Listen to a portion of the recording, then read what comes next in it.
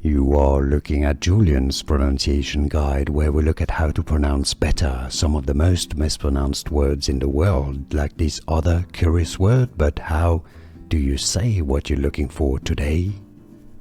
We are looking at how to pronounce this word, the name of the Russian currency. We'll be looking at how to say more currency names as well. That's the Ukrainian one. Can you pronounce it?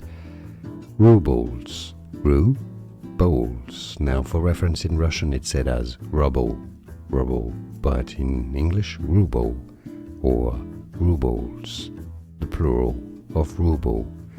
More videos for you here to learn more. Thanks for watching.